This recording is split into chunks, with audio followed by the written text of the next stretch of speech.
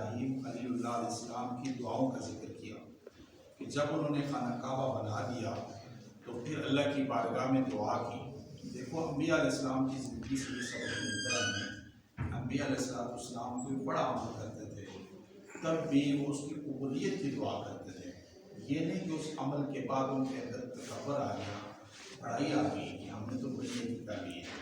اتنا بڑا عمل کیا اور پھر اللہ کی بارگاہ میں عاجزی کی دعا کی، یا اللہ یہ ہمارا عمل قبول فرما لے۔ تو قبولیت شرط ہے، قابلیت شرط نہیں ہے۔ آج کی اس آیت کے اندر پھر ایک دعا کا ذکر ہے کہ ابراہیم علیہ السلام نے اس سے پہلے دعا کی تھی اللہ ایک امت بھیج جو تیری فرما بردار ہے۔ آج دعا کی ہے کہ رسول بھیج، عظیم الشان رسول ہو۔ اب مفسرین کہتے ہیں کہ دیکھو امت کا ذکر پہلے آ گیا اور رسول کا بعد میں آیا، اس لیے کہ امت آئے گی تو اسی میں سے رسول آنا۔ ہزاروں سال پہلے ابراہیم علیہ السلام نے دعا کی، اللہ تعالیٰ نے ان کی دعا کو قبول فرمایا، حضور علیہ السلام کی ذات مبارکہ کو بھیجا۔ فرمایا ربنا وبعث فیہم، اے ہمارے رب بھیج ان میں رسولاً عظیم الشان رسول۔ یہ ایک عربی لغت کے اعتبار سے کہا گیا کہ رسولاً کے اوپر دو زبریں آئی ہیں، تو اس کا مطلب ہے عظیم الشان رسول، مرتبے والا رسول، برکتوں والا رسول۔ اب یہاں پہ احادیث میں آتا ہے کہ حضرت ابو امامہ رضی اللہ تعالیٰ عنہ ایک صحابی ہیں، انہوں نے کہا یا رسول اللہ آپ اپنی ابتدا تو بتائیے کہ آپ کی ابتدا کب ہوئی؟ تو حضور علیہ السلام نے فرمایا کہ میں اس وقت بھی خاتم النبیین تھا جب آدم علیہ السلام مٹی اور پانی کے درمیان تھے۔ کنت نبیًا والآدم بین الماء والطین، میں اس وقت بھی نبی تھا جب ابھی آدم مٹی اور پانی کے درمیان یعنی اس شکل میں تھے، تو اللہ نے مجھے اس وقت کی نبوت دی ہوئی تھی۔ پھر حضور علیہ السلام نے فرمایا میں اپنے باپ حضرت ابراہیم علیہ السلام کی دعا ہوں۔ پھر فرمایا میں حضرت عیسیٰ علیہ السلام کی بشارت ہوں۔ پھر فرمایا میں اپنی والدہ کی خواب ہوں یا خوابوں کی تعبیر ہوں۔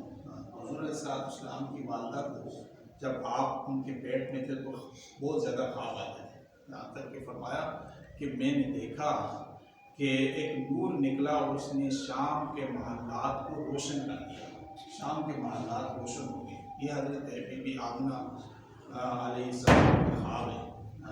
فرمایا میں اپنی والدہ کی خواب کی تعبیر ہوں۔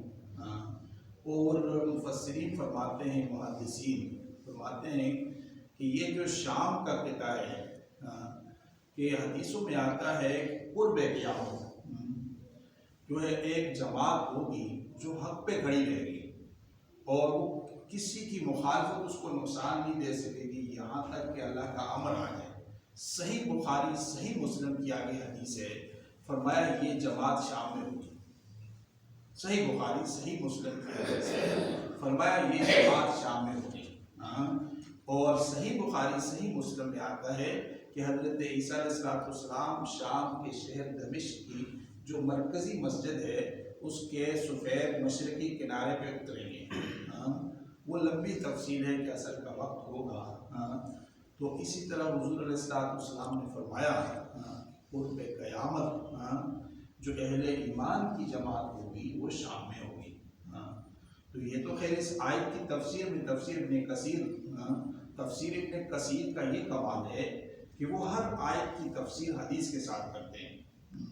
تو اس تفسیر کے اندر اس آیت کے ذیل میں یہ حدیث لائی گئی، لیکن چونکہ موجودہ صورتحال کے حوالے سے اگر ہم دیکھیں تو ہمارے سامنے یہ ساری صورتحال واضح ہو جاتی ہے۔ اس وقت الحمدللہ جتنے محدثین ہیں انڈیا میں، پاکستان میں، شام میں، عرب میں، وہ ساروں کے بیانات آپ کے سامنے آ رہے ہیں، وہ سارے احادیث کو بیان کر رہے ہیں۔ اور اللہ تعالیٰ نے ان کی ایمانی کیفیت کو ظاہر کیا ہے اس وقت پوری دنیا کے اوپر کہ اللہ نے ان کو کتنی زبردست قسم کی ایمانی قوت دی ہے۔ حتیٰ کہ انڈیا کے عالم ہیں مولانا خلیل الرحمان سجاد نعمانی، بہت بڑے محدث ہیں، یہ مولانا منظور نعمانی کے بیٹے ہیں، دارالدیوبند کے بہت بڑے محدث گزرے ہیں مولانا منظور نعمانی، ان کے یہ بیٹے ہیں۔ تو یہ کہتے ہیں کہ میں وہاں گیا، کہتے ہیں جو ایمان میں نے وہاں کے لوگوں میں دیکھا اس کا عشر عشیر بھی میرے اندر نہیں۔ خود حضرت اپنے بارے میں کہتے ہیں کہ میرے اندر اس کا عشر عشیر بھی نہیں۔ تو وہ حضور علیہ السلام نے جو احادیث کے اندر پیشن گوئی فرمائی وہ واقعات اللہ کے نبی صلی اللہ علیہ وسلم نے جو کچھ فرمایا وہ واقع ہے. تو فرمایا کہ اللہ کے نبی صلی اللہ علیہ وسلم نے اپنی والدہ کی خوابوں کی تعبیر اور وہ ساری تفصیل میں نے آپ کے سامنے ذکر کر دی. ابراہیم علیہ السلام نے یہ دعا کی اور اس نبی کے بعثت کے مقاصد بھی ذکر کیے. یتلو علیہم آیات کہ وہ اللہ کی آیات کو تلاوت کریں. ایک تلاوت تو یہ ہے کہ اللہ جیسے ہم ابھی تلاوت کر رہے ہیں یا تنہائی میں بیٹھ کے کرتے ہیں، بڑے ثواب کی چیزیں، نور نالا نور سمجھ کے پڑھیں بغیر سمجھے پڑھیں، ثواب ہی ثواب ہے. اور ایک یہ کہ قرآن کے احکامات بتائیں، قرآن کے حکم کیا ہے، مسائل کیا ہے. دیکھو نا، رسول کی تعریف یہ ہے، علماء پڑھتے ہیں علم عقائد کی کتابوں کے اندر، انسان بعثہ اللہ تعالی لتبلیغ الاحکام، کہ وہ انسان ہوتے ہیں اللہ ان کو بھیجتا ہے اپنے احکام کی تبلیغ کے لیے.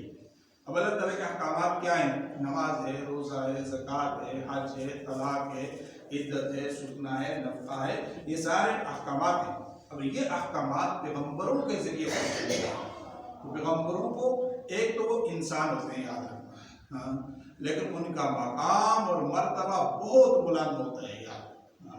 یہ جہالت ہے کہ ان کو انسانیت سے خارج کر دیں، کیونکہ انسان نہیں ہوتے، نور ہوتے ہیں.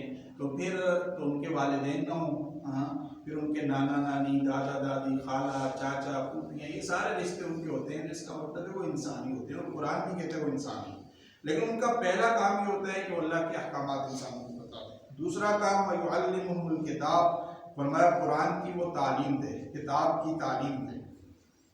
ایک تو یہ ہے نا کہ قرآن پاک کی تلاوت ہے، ایک اس کا سیکھنا، یہ بغیر استاد کے نہیں ہو سکتا یار. جو آدمی بغیر استاد کے قرآن سیکھتا ہے وہ گمراہ ہو جاتا ہے، جو بغیر استاد کے دین سیکھتا ہے وہ گمراہ ہو جاتا ہے. یہاں تک کہ عدی بن حاتم رضی اللہ تعالیٰ عنہ ایک صحابی ہیں،